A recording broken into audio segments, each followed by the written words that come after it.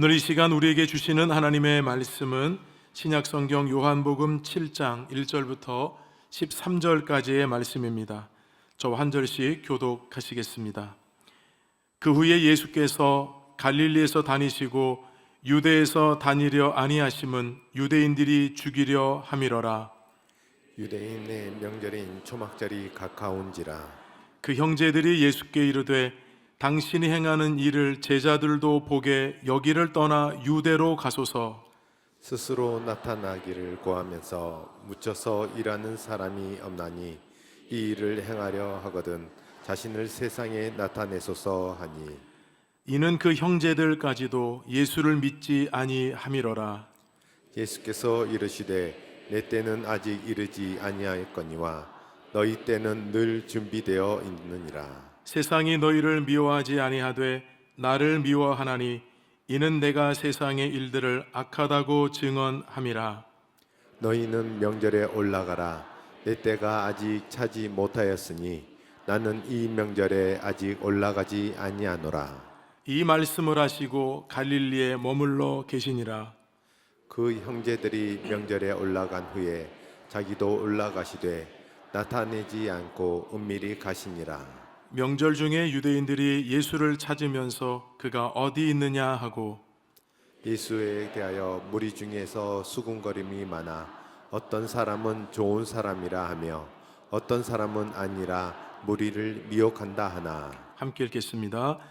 그러나 유대인들을 두려워함으로 드러나게 그에 대하여 말하는 자가 없더라.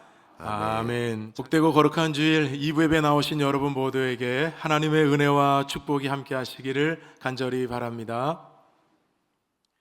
앞뒤 잡으시면서 반갑게 인사 나누시겠습니다. 주님의 은혜가 함께 하시기 바랍니다.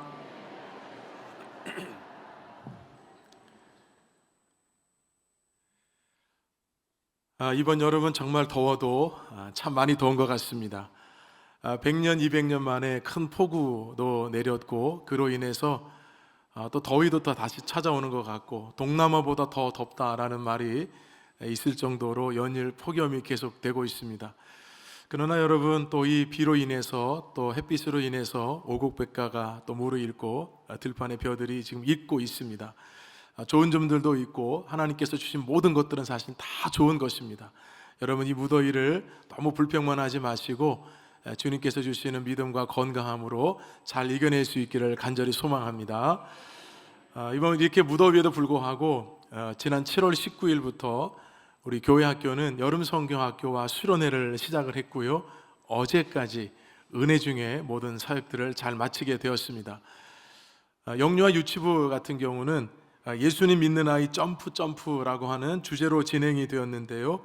참 젊은 세대 부모님들이 아이를 참 가슴에 안고 또 아빠들이 안고 아이를 손에 잡고 예배당에 와서 함께 성경학교에 참여하는 모습이 참 귀했습니다. 가장 우리 교회에서 어린 아이들이지만 정말 예수님처럼 지혜와 키가 자라는 아주 복된 시간으로 이 여름 성경학교에 시간을 보냈습니다. 어린이 부서인 유년부와 소년부 같은 경우에는 가스펠 탐험대와 함께하는 부흥대작전 사도행전 말씀을 가지고 함께 진행이 되었는데요. 제가 참관을 한번 해봤어요. 선생님들이 어떻게 가르치시고 아이들 반응은 어떤지. 그랬더니 가르치시는 선생님들의 열정이 얼마나 대단한지 모르고요, 또 배우는 아이들 또한도 굉장히 진지하게 말씀을 배우는 모습을 보니까 너무나도 아이들이 사랑스럽고 그렇게 예쁠 수가 없더라고요. 중등부 아이들은 고엑츠라고 하는 사도행전 말씀을 가지고 2박 3일간 진행이 되었는데요. 이 사춘기를 지나고 있는 아이들이라서 가장 사실은 다루기 힘든 아이들이지만 우리 선생님들께서 목자와 같은 그런 참 사랑으로 아이들을 품어내시면서 2박 3일간 아이들과 함께 정말 영적인 씨름을 하면서 이 수련회를 은혜 중에 잘 진행을 해서 잘 마쳐지게 되었습니다. 마지막으로 우리 고등부인데요. 고등부의 주제는 폭삭 밑가수다. 이 갓은 하나님을 뜻하는 겁니다. 이 주제로 열렸는데 참 여러분 알지만 아이들이 학업과 입시에 매우 지쳐 있잖아요. 이 교사와 학생들이 하나가 되어서 하나님을 향한 기대감으로 저 뜨거운 무더위에도 2박 3일간 그래도 수련회에 와서 은혜 받겠다고 아이들이 와서 선생님들과 함께 은혜로운 시간을 보내면서 어제까지 잘 마쳤습니다. 저는 이 무엇보다도 이 뜨거운 여름에 정말 아이들을 말씀으로 양육하기 위해서 수고를 아끼지 않아 주신 우리 교육자분들 그리고 교사분들께 깊은 감사를 드립니다. 우리 교육자들이야 여러분 마땅히 또 해야 할 일이기도 하지만 우리 선생님들을 보니까 직장 또 사업장도 있는데 일부러 아이들을 위해서 휴가를 내서 아이들과 함께 시간을 보내는 우리 교사분들이 많이 계셨습니다. 얼마나 감동적인지 모릅니다. 한 분 한 분 우리 교사분들 감사드리고 우리 하나님께서 축복해 주실 줄로 믿습니다. 무엇보다 여러분들께서 우리 다음 세대를 위해서 기도해 주시고 또 우리 어떤 교우분들은 직접 현장에 가셔서 아이들 격려해 주시고 교사들 격려해 주시고 또 물질로 또 간식으로 또 주방 봉사로 아이들 식사로 이렇게 섬겨 주셔서 참 깊이 여러분들께 감사를 드립니다. 합력해서 여러분 선을 이루잖아요. 우리 다음 세대들과 우리 청년들이 여러분들의 기도와 사랑으로 인해서 장차 우리 한국 교회와 이 시대와 민족 가운데 쓰임 받게 되는 하나님의 자녀들로 성장하게 될 줄로 믿습니다. 이제 청년부만 수련회가 마지막 남았습니다. 여러분 끝까지 우리 기도해 주셔서 여름사역 풍성한 은혜를 여러분 함께 나눌 수 있는 그 시간이 여러분 있기 때문에 계속 기도해 주시면 감사하겠습니다. 혹시 여러분들은 게임 체인저라고 하는 말을 들어보셨는지요? 이 게임 체인저라고 하는 말의 사전적인 의미는 이렇습니다. 시장의 흐름을 통째로 바꾸거나 기존의 규칙과 관행, 생각의 틀을 바꾸고 판도를 뒤집어 놓는 그런 결정적인 역할을 한 사람 또는 사건을 뜻하는 말, 바로 이것이 게임 체인저입니다. 성경에서도 여러분 게임 체인저 역할을 했던 사람들의 예를 찾아보자면 너무나도 많습니다. 대표적으로 여러분 모세를 예를 들어보면 모세는 애굽 왕 바로가 이스라엘 백성들을 430년 동안에 노예로 부리고 있을 때 하나님께 부름을 받아서 이스라엘 백성들을 출애굽시켜서 새로운 판도, 새로운 변화를 이끌어냈던 게임 체인저였습니다. 모세의 바톤을 받았던 여호수아도 마찬가지죠. 하나님께서 약속하신 그 땅, 가나안 땅에 직접 여호수아는 이끌고 요단강을 건너서 이스라엘 백성들을 안착시켜서 약속의 땅을 분배받도록 역할을 함으로 말미암아서 하나님이 약속한 곳으로 인도했던 그 역할을 했던 게임 체인저였습니다. 다윗도 여러분 마찬가지죠. 하나님 마음에 합한 사람으로 여러분 다윗은 성장을 했고 특별히 이스라엘 민족의 통일 왕국의 왕이 되어서 하나님의 통치와 다스림을 실현시키는 그런 나라로 만들었던 게임 체인저가 다윗이었습니다. 성경에 등장하는 많은 인물들은 시대와 민족 가운데 이런 게임 체인저 역할을 했던 사람들이 많이 등장합니다. 그러나 여러분, 진정한 게임 체인저는 누구일까요? 어둠과 죄악에 갇혀 살던 사람들을 진리의 빛으로 인도하셔서 밝은 빛을 보게 해주시고 이 세상이 전부인 것처럼 살아가는 어리석은 사람들에게 하나님 나라를 보여주시고 영적인 삶에 눈을 뜨게 하시고 하나님의 말씀으로 인해서 거듭남의 은혜를 맛보게 해주신 진정한 게임 체인저는 바로 예수 그리스도이신 줄로 믿습니다. 예수님은 언제나 모든 판도를 새롭게 바꾸셨고 생각의 틀을 바꾸게 하셨고 신앙과 믿음을 새롭게 하셨습니다. 그래서 예수님의 말씀을 보면 예수님은 언제나 시대와 민족 가운데 게임 체인저로 모든 판도를 새롭게 바꿔놓는 그런 역사를 일으키셨습니다. 여러분 그런 의미에서 오늘 본문에서도 예수님께서 게임 체인저 역할을 하시면서 새로운 영적인 교훈을 우리들에게 주신다는 것을 발견하게 됩니다. 오늘 여러분과 저는 그 말씀의 은혜를 함께 나누고자 합니다. 오늘 본문의 시작은 그 후에라고 여러분 시작이 되죠. 본문 1절 말씀 함께 읽어보겠습니다. 그 후에 예수께서 갈릴리에서 다니시고 유대에서 다니려 아니하심은 유대인들이 죽이려 함이러라. 우리에게 주시는 첫 번째 교훈은 믿음을 점검해야 한다는 것입니다. 저를 한번 따라서 해보실까요? 믿음을 점검해야 합니다. 여러분 그 후에로 시작하는 거 보니까 앞에 무슨 여러분 스토리가 있는 거죠? 그 말씀이 오늘 본문과 이어지고 있는데요. 자, 앞에 여러분 어떤 분위기인지는 좀 아셔야 할 것 같습니다. 앞에 6장의 말씀을 보면 예수님을 따랐던 많은 사람들이 있었는데 그 사람들이 예수님을 점점 떠나가기 시작했습니다. 두 가지 이유를 여러분 성경에서 찾아볼 수 있는데 첫 번째는 예수님께서 말씀을 하실 때 그 말씀이 어렵다고 생각하는 사람들이 많았습니다. 그러면서 하는 말이 무엇이었냐면 누가 들을 수 있느냐? 예수님이 말씀하신 메시지가 여러분 어려워서 듣기가 어렵다. 여러분 이렇게 반응하는 사람들은 예수님을 떠나갔다는 뜻입니다. 사실 여러분 예수님의 메시지가 어려운 것이 아니라 그들이 영적으로 어두웠기 때문에 예수님의 말씀을 이해하지 못한 거죠. 두 번째 여러분 이유가 있다고 한다면 모든 사람들은 예수님의 기적으로 말미암아서 예수님을 왕으로 삼으려고 했습니다. 그런데 예수님이 말씀하시는 거나 예수님의 행동을 보면 전혀 왕이 될 것 같지 않은 겁니다. 즉 자신들이 생각했던 기대와 예수님의 행동과 말이 너무나도 차이가 있었기 때문에 그들은 예수님께 등을 돌리기 시작했습니다. 자, 여러분 이것이 바로 6장의 앞의 분위기고 그 후에라는 말은 바로 이와 같은 분위기 속에서 오늘 본문이 이루어지고 있다는 것입니다. 예수님께서 여러분 12제자들에게 이와 같은 상황 속에서 이렇게 물으셨습니다. 너희도 가려느냐? 그때 베드로가 대답을 합니다. 영생의 말씀이 여기 계시는데 우리가 누구에게로 가겠습니까? 그때 예수님께서 말씀하시기를 내가 12명 너희들을 선택했지만 그 중에 한 명은 마귀니라. 즉 그 마귀라고 지명한 것은 바로 곧 예수님을 은 30에 팔아넘길 가룟 유다를 뜻하는 것이었습니다. 자, 여러분 이런 분위기 가운데서 오늘 말씀이 이어지면서 오늘 말씀은 아주 중요한 절기 속에서 선포된 말씀임을 우리에게 알려주죠. 바로 초막절입니다. 유대인에게 그러면 3대 절기가 있죠. 그 3대 절기는 첫 번째는 유월절이요, 두 번째는 맥추절이요, 세 번째는 초막절입니다. 초막절을 여러분 오늘날로 말하면 추수감사절과 여러분 비슷하다고 생각하시면 될 것 같아요. 1년의 모든 농사, 수확을 다 거둔 이후에 주신 하나님의 은혜를 감사하면서 일주일간 지키는 절기입니다. 동시에 여러분 초막절은 말 그대로 천막을 치는 거잖아요. 하나님께서 이스라엘 백성들을 광야에서 40년 동안 이끌어 주셨기 때문에 그 은혜를 잊지 않기 위해서 천막을 치고 그 안에 들어가서 절기를 지키는 것이 바로 초막절입니다. 근데 여러분 예수님께서 오늘 이 말씀, 이 본문의 배경이 되는 것이 바로 지금 초막절입니다. 그런데 예수님께서는 갈릴리에는 다니셨지만 유대에서는 다니려고 하지 않으셨다, 이렇게 말씀하죠. 여러분 갈릴리는 예수님께서 공생애의 많은 시간들을 할애하면서 사역하셨던 주 무대죠. 유대라고 하는 것은 어디를 의미하냐면 예루살렘 성전이 있는 그 주변의 땅들을 의미합니다. 근데 예수님께서는 지금 갈릴리에는 계셨는데 유대는 가려고 하지 않으셨다. 왜 가려고 하지 않으셨냐면 유대인들이 예수님을 죽이려 했기 때문이라고 여러분 말씀하고 있습니다. 자, 그렇다면 여러분 예수님을 죽이려 했다는 의미는 예수님에 대해서 겁박을 주려고 하는 것이 아니라 이미 예수님에 대해서 노골적으로 적대감을 많은 사람들이 표출하고 있었다는 것입니다. 여러분 예수님께서 죽음이 두려우셔서 예루살렘 성전 그 유대 땅에 가시지 않은 것이 아닙니다. 예수님이 지금 안 가신 이유는 아직 때가 되지 않았기 때문에, 즉 십자가를 져야 할 시간이 다가오지만 아직은 때가 되지 않았기 때문에 예수님이 가지 않은 것입니다.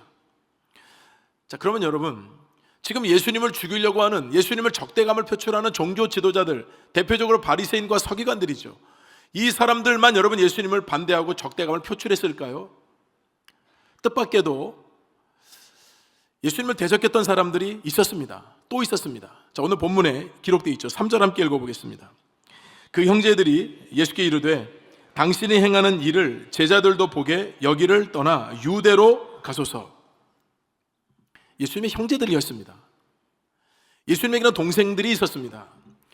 정확하게 몇 명인지는 성경이 자세하게 기록하지 않지만 마가복음 6장에는 예수님의 4명의 동생의 이름이 나옵니다. 야고보와 요셉, 유다와 시몬입니다. 이 4사람은 예수님의 동생들인데 지금 예수님의 동생들이 예수님께 지금 뭐라고 권면하고 예수님께 조언하고 있냐면 여기 갈릴리에 계실 것이 아니라 어서 속히 지금 초막절이 시작되니 예루살렘이 있는 유대 땅으로 가시라는 것입니다. 당신께서 하시는 일을 많은 사람들이 볼 수 있도록, 당신을 대적하는 사람도 있지만 당신을 원하고 기대하는 사람들도 많으니 지금 당장에 유대로 가시라는 것입니다. 초막절에는 여러분 모든 유대인들이 다 몰리죠. 절기를 지키기 위해서 수많은 인파들이 몰립니다. 그러니 얼마나 좋은 기회냐는 것입니다. 수많은 사람들이 몰려 있으니 예수님 당신이 하고자 하는 일을 정말로 이 많은 사람들 앞에서 행하면 그것이 얼마나 유익하겠는가. 그래서 예수님의 동생들이 예수님에게 이 갈릴리에 계시지 마시고 유대로 가시라는 겁니다. 스스로 나타나기를 구하면서 묻혀서 일하는 사람이 없나니, 무슨 뜻이겠습니까? 자신을 나타내기를 원한다면 이런 촌구석에 지금 있을 일이 아니라는 것입니다. 속히 일어나서 많은 사람들이 있는, 영향력을 미칠 수 있는 유대로 가시라는 겁니다. 이 일을 행하려거든, 즉 자신을 세상에 나타내라는 것입니다. 이런 기회는 가장 절호의 기회고, 이 기회를 놓치면, 이런 기회를 놓치면 다시는 이런 기회가 오지 않을 수 있으니 어서 속히 초막절이 시작되기 전에 예루살렘, 성전, 유대 땅으로 예수님께 가라고 하는 겁니다. 예수님의 동생들이요. 여러분, 예수님의 동생들은 예수님을 경험했죠. 어릴 때 같이 자랐습니다. 특별히 예수님께서 공생애를 시작할 때에 가나 혼인잔치에 가셔서 물을 포도주로 바꾸는 기적에 대한 얘기도 들었습니다. 베데스다 연못에서 38년 된 병자를 고치시는 일도 들었고요. 뿐만 아니라 베세다 들판에서 5천 명이 넘는 어마어마한 사람들을 오병의 기적으로 먹이신 사건도 여러분, 예수님의 동생들은 너무나도 잘 알고 있습니다. 따라서 예수님께서 이제는 더 무대를 넓히셔서 더 큰 무대로 가셔서 더 많은 사람들에게 영향력을 미칠 수 있으니 어서 속히 갈릴리를 떠나서 유대 땅으로 가라고 여러분, 지금 동생들이 말하고 있는 것입니다. 사실 여러분, 생각해보면 동생들이 말이 잘못되었거나 틀린 말이 아닙니다. 예수님은 온 인류를 구원하러 오셨기 때문에 예수님께서 더 많은 사람들에게 여러분 복음의 메시지를 전하면 이게 얼마나 좋습니까? 그런데 여러분, 요한복음의 저자인 요한은 예수님의 동생들의 그 내면을 그대로 우리에게 드러내 보여주고 있습니다. 자, 우리 본문 5절 함께 읽어보겠습니다. 이는 그 형제들까지도 예수를 믿지 아니함이로라. 형제들까지도 예수를 믿지 않았다. 여러분, 종교 지도자들이 예수를 믿지 않은 것은 여러분 그러다 치더라도 예수님의 동생들마저도 예수님을 믿지 않았기 때문이라고 여러분, 요한복음의 저자인 요한은 이 상황을 드러내고 있습니다. 사실 여러분, 이 말씀은 우리가 굉장히 충격적으로 받아들여야 합니다. 예수님의 동생들, 분명히 예수님에게 지금 당신이 나타내고자 하는 일을 지금 이 유대로 가서 이 초막절에 많은 사람들에게 나타내라고 여러분 했던 것은 다른 이유가 아니라 그들이 예수님을 믿지 않았기 때문이라고 성경이 말씀하고 있기 때문이에요. 헬라어 원문에 보면 그들이 믿지 않고 있었다라고 번역을 합니다. 그러니까 여러분, 이 순간만 믿지 않은 것이 아니고요, 예수님의 동생들이 예수님을 믿지 않았다는 겁니다. 가장 예수님을 잘 알고 있어야 마땅하고 예수님을 가장 잘 이해하고 있어야 하는 가족들, 즉 동생들마저도 예수님을 믿지 않았기 때문에 그와 같은 말을 했다고 성경이 말씀하고 있는 거예요. 자, 그렇다면 여러분, 생각해 보세요. 예수님의 동생들이 예수님을 믿지 않았다는 그 말씀의 의미가 무엇이겠습니까? 말씀드렸지만 예수님의 동생들은 예수님과 함께 어린 시절을 보내며 자랐습니다. 그리고 그분이 전하는 말씀도 들었습니다. 신적인 능력을 행하시는 것도 보았습니다. 어떤 종교 지도자들과의 논쟁에 있어서도 뒤처지지 않고 오히려 예수님께서 말씀하실 때 그 영적인 권위 있는 말씀으로 말미암아서 수많은 사람들이 놀랬다는 것을 여러분, 그들은 보았고 그들은 들었습니다. 12명의 제자를 부르셔서 말씀을 통해서 그 제자들을 훈련시키고 양육시키시면서 그들이 성장하고 있는 과정도 예수님의 동생들은 다 보았습니다. 예수님께서 얼마나 많은 사람들에게 얼마나 많은 영향력을 미치는지도 예수님의 동생들은 다 목격했던 사람들입니다. 그런데 성경은 예수님의 동생들에게 예수님을 믿지 않았다고 지금 말씀하고 있지 않습니까? 그렇다면 여러분, 예수님을 믿지 않았다는 그 의미가 무엇이겠습니까? 예수님의 동생들은 예수님을 하나님께서 온 인류의 구원을 위해서 이 땅에 보내신 하나님의 아들로 믿지 않았다는 뜻입니다. 그러니 여러분, 예수님께서 행하시는 기적은 다 눈에 들어오죠. 오병의 기적 눈에 들어옵니다. 병자를 고치시는 것, 여러분, 사람이 병이 들었는데 예수님께서 고치시는 것 다 눈으로 봅니다. 근데 여러분, 예수님의 동생들은 기적은 눈에 들어왔지만 예수님께서 왜 그와 같은 기적을 행하시는지에 대한 관심이 없었던 겁니다. 예수님께서 수많은 인생들에게 하나님 나라와 구원과 영생에 대한 말씀을 하셨지만 예수님의 동생들에게는 현실이 중요했습니다. 그건 당장에 중요한 게 아니라는 겁니다. 너희는 먼저 그의 나라와 그의 의를 구하라. 그러면 이 모든 것을 너에게 더하시리라 말씀하셨지만 먼저 그의 나라와 그의 의는 구하지 않았습니다. 항상 내가 살고 있는 이 현실이 중요했던 겁니다. 지금 내가 당장 먹고 사는 것이 힘들고 노력하면서 살아도 원하는 만큼 얻지 못하고 남들만큼 살고 싶은 욕구가 너무나도 큰데 주님께서 늘 하시는 말씀은 하나님 나라와 영생과 구원에 대한 말씀을 하시니까요, 하나도 귀에 들어오지 않는 겁니다. 어떻게 하면 돈을 더 잘 벌 수 있고, 어떻게 하면 이 세상에서 더 성공을 할 수 있고, 어떻게 하면 좀 더 이 세상에서 정말 누리고 살 수 있을지 예수님께서 그 방법을 말씀해 주셨다면 아마도 여러분 귀를 쫑긋 세우고 눈을 여러분 크게 뜨면서 아마 예수님의 말씀을 경청했을 것입니다. 근데 예수님은 그런 말씀을 하신 적이 없습니다. 오히려 언제나 하나님 나라에 대해서, 구원에 대해서, 영생에 대해서 말씀하셨지만 가장 가까이에서 예수님을 지켜봤고 함께 자라면서 예수님의 모든 것을 다 들었지만 그들은 예수님을 믿지 않았다는 것입니다. 예수님을 믿지 않았다는 것을 충격적으로 요한은 여러분 우리에게 드러내고 있습니다. 예수님을 잘 알고 있다는 사람들이 오히려 가장 예수님을 알지 못하는 사람이 될 수도 있다는 것을 우리에게 교훈하는 말씀이 아닐까요? 예수님을 삶의 도구로는 삼았는데 예수님이 진정 하나님의 아들이시요 예수님이 진정한 구원자이시라는 것을 믿지 않고 살고 있는 수많은 그리스도인들을 향한 하나님의 메시지는 아닐까요? 예수님은 여러분 우리의 도구가 아니십니다. 우리가 필요하면 찾고 필요하지 않으면 찾지 않는 우리의 도구가 되실 수가 없습니다. 예수님은 구원자이십니다. 예수님은 진리이십니다. 예수님 우리의 생명이 되십니다. 예수님으로 말미암아 모든 사람은 구원을 얻습니다. 이 땅에서 여러분 예수님 이외에 다른 그 어떤 것으로도 구원을 얻을 수 없어요. 두 번째 교훈은 하나님의 시간표를 신뢰해야 한다는 것입니다. 자, 우리 본문 6절 7절 함께 읽어보겠습니다. 예수께서 이르시되 내 때는 아직 이르지 아니하였거니와 너희 때는 늘 준비되어 있느니라. 세상이 너희를 미워하지 아니하되 나를 미워하나니 이는 내가 세상의 일들을 악하다고 증언함이라. 여러분 우리나라 번역에 때라고 번역을 했는데요, 이 때라고 하는 번역은 원래 헬라어 원문에 보면 하나로 번역이 되어 있지 않고 세 가지로 번역이 되어 있습니다. 아마 여러분들이 잘 알고 계시는 크로노스와 카이로스라고 하는 여러분 그 때를 여러분 아시죠? 크로노스는 이렇게 흘러가는 시간이죠. 그냥 가만히 있어도 그냥 시간이 지나가는 시간은 크로노스입니다.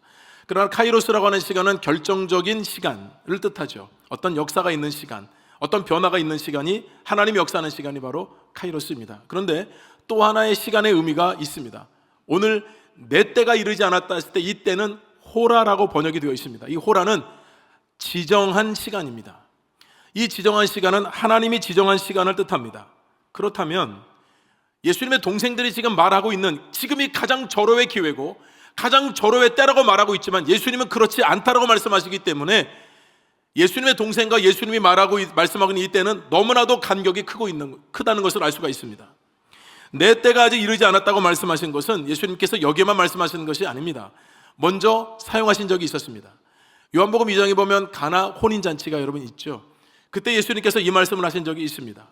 예수님께서 혼인잔치의 초대를 제자들과 함께 받아서 여러분 가시게 됐죠. 그런데 그 혼례 가운데 포도주가 떨어졌습니다. 제일 먼저 포도주가 떨어진 것을 예수님의 어머니 마리아가 발견하게 되고, 그리고 예수님께 뭔가 좀 해달라는 부탁의 의미로 예수님에게 포도주가 떨어졌다고 알렸습니다. 그때 예수님께서 하셨던 메시지가 있었죠. 우리 요한복음 2장 4절 말씀 함께 읽어보겠습니다. 예수께서 이르시되 여자여 나와 무슨 상관이 있나이까?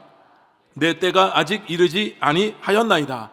여러분 여기서 말하는 내 때가 바로 호라입니다. 호라, 지정한 시간이라는 뜻입니다. 지금 예수님께서 내 때가 아직 이르지 않았다는 말씀은 아직 내가 메시아임을 드러날 때가 아니라고 말씀하는 것이었습니다. 그러니 지금 여러분 마리아가 예수님의 이 때를 알아들을 리가 없죠. 지금 마리아가 생각하는 때는 지금 당장에 포도주가 떨어졌으니까 예수님으로 말미암아서 이 문제를 해결해달라는 그 때를 말하고 있는 겁니다. 그런데 예수님께서는 아직 내가 메시아임을 드러낼 때가 되지 않았다고 말씀하는 것이기 때문에 이 간격이 너무나도 크다는 것입니다.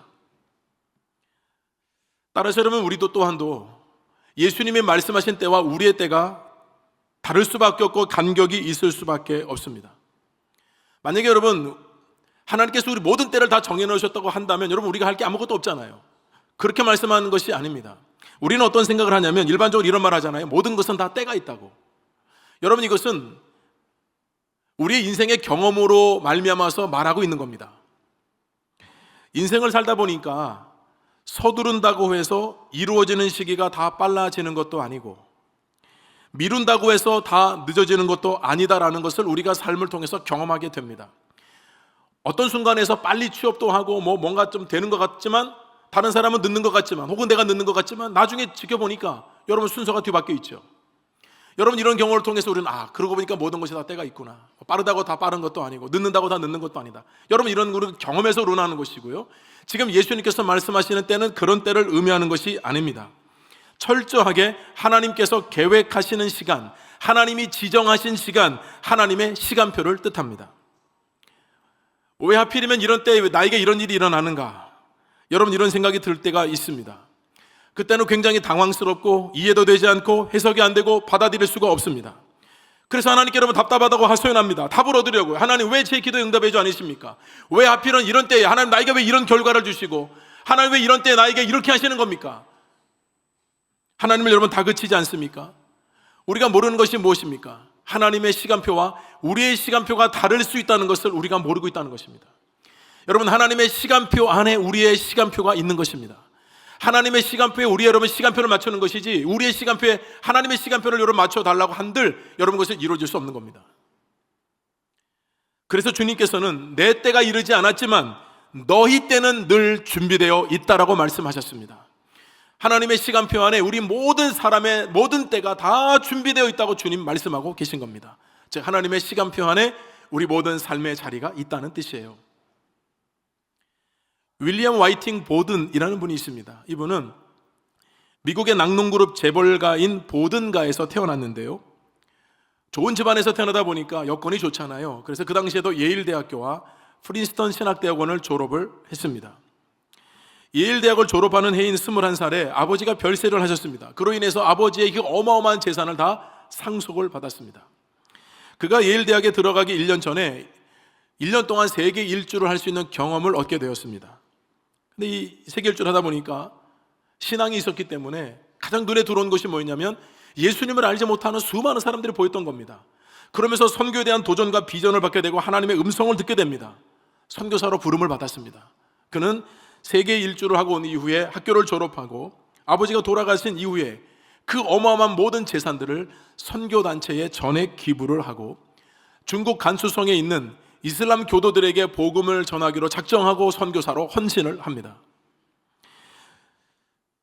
여러분, 복음을 전하는 데 있어서 언어가 중요하잖아요. 그래서 아랍어를 배우기 위해서, 그리고 이슬람 문화를 좀 더 익히기 위해서 이집트에 잠깐 가게 되는데 안타깝게도 그곳 이집트에서 척수막염에 걸리고 맙니다. 그리고 그는 한 달 뒤 25의 나이로 아깝게도 세상을 떠났습니다. 여러분, 이 내용이 실화인데요, 여러분, 이게 이해가 되십니까?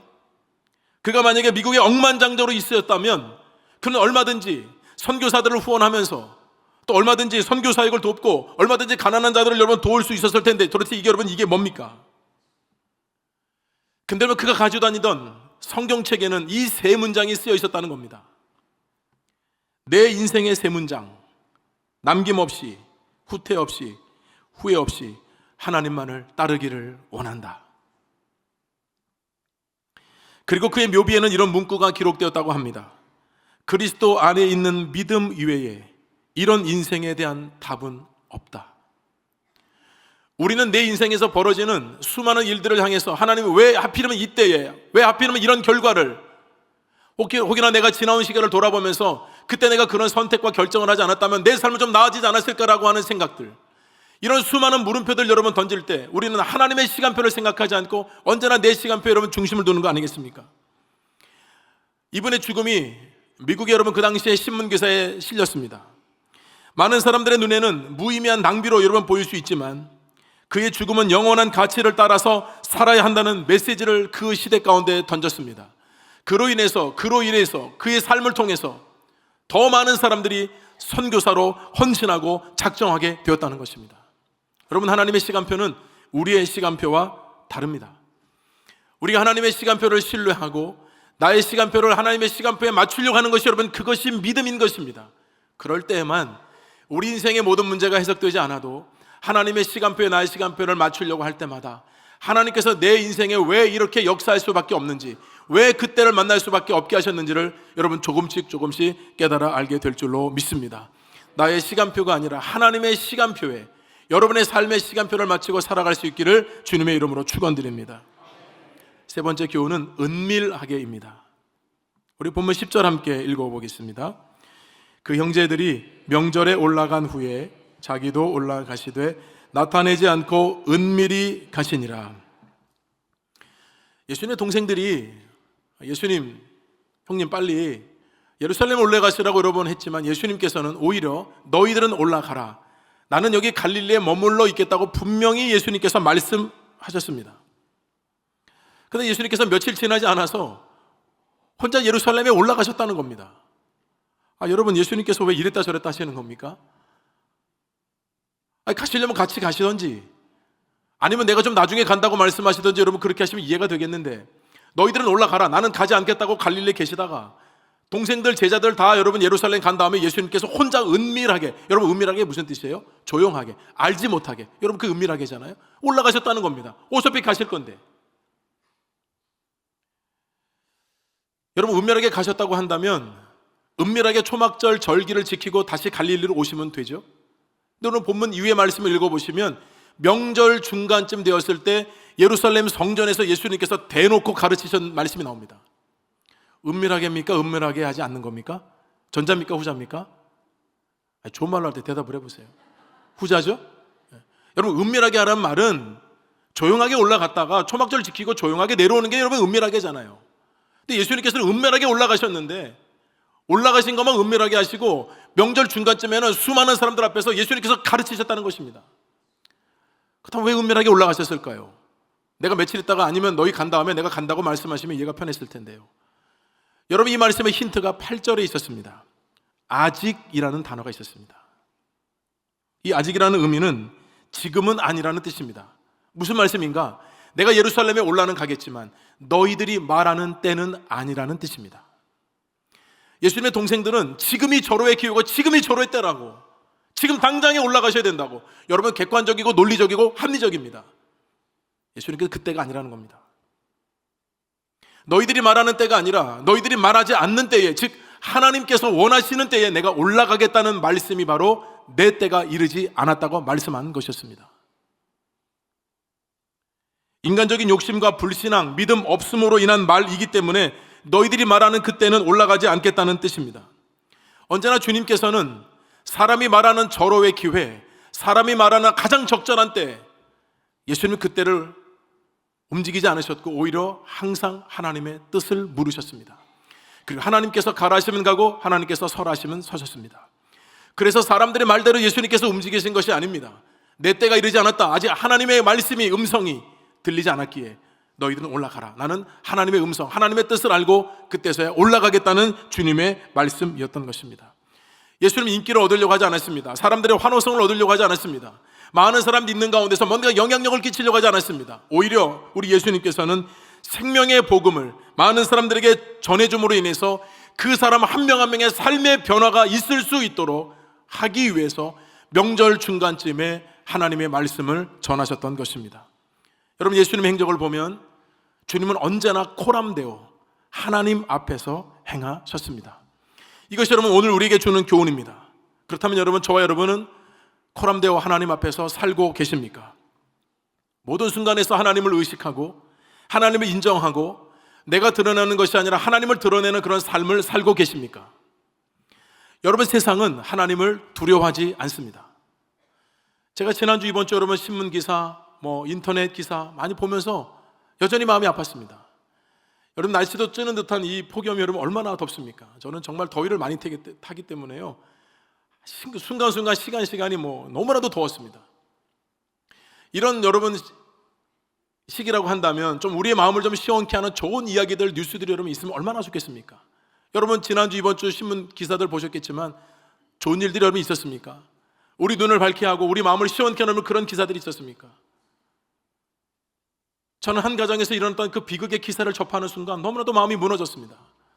60대 아버지가 30대 아들을 총으로 쏴 죽인 사건, 그 손주들까지도 있는 상황에서 여러분 그런 일이 발생한 것이 우리나라에서 과연 있을 수 있는 일인가?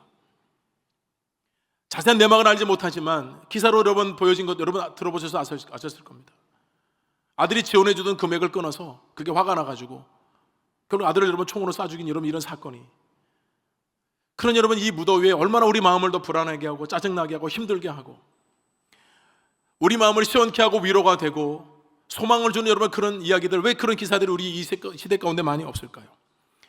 사람들은 여러분 하나님을 두려워하지 않습니다. 그러나 여러분 그들이 하나님을 인정하지 않는다고 해서 하나님이 계시지 않는 것이 아닙니다. 하나님은 여전히 살아 계십니다.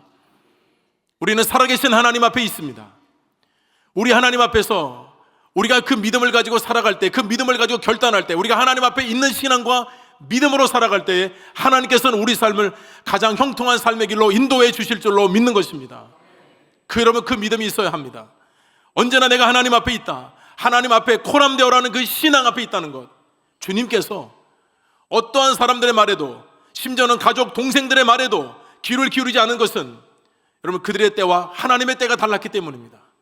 사람들은 그것이 절호의 기회라고, 예수님 지금 당장에 올라가셔야 한다고, 지금 기회를 놓치면 아무것도 안 된다고 이런 말하지만, 우리 주님은 그것은 하나님의 때가 아니었기 때문에 아직 내 때가 이르지 않았다고 말씀하신 것입니다. 여러분, 우리가 말씀 없이 기도 없이 결정하는 모든 것들은 때로 실수할 수 있습니다. 하나님의 뜻이 아닌데 내가 눈으로 볼 때는 너무나도 절호의 기회인 것 같은 겁니다. 마치 여러분, 아브람과 조카 롯이 여러분 헤어지게 될 때에 아브람이 조카 롯에게 뭐라고 했습니까? 네가 원하는 곳으로 가라, 네가 보이는 곳으로 가라. 여러분, 그때 롯은 아브람에게 양보하지 않았습니다. 오히려 하나님의 동산과도 같고 너무나도 좋아 보이는 소돔과 고모라를 자기가 선택해서 가지 않았습니까? 여러분, 그것은 망하는 길이었습니다. 그리고 그 소돔과 고모라는 불과 영으로 하나님의 심판을 받지 않았습니까? 우리 눈에 보이는 것이 전부가 아닙니다. 우리 경험이 전부가 아닙니다. 오히려 뭔가가 더 확실할수록 우리는 하나님 말씀 앞에 머물러야 하고 하나님 앞에 겸손하게 기도하면서 하나님의 뜻을 구해야 할 줄로 믿습니다. 코람데오, 하나님 앞에서 이 신앙과 믿음을 회복할 때 우리 하나님께서는 여러분의 삶의 자리를 형통한 길뿐만 아니라 여러분의 모든 삶의 자리를 온전하게 책임져 주실 줄로 믿습니다.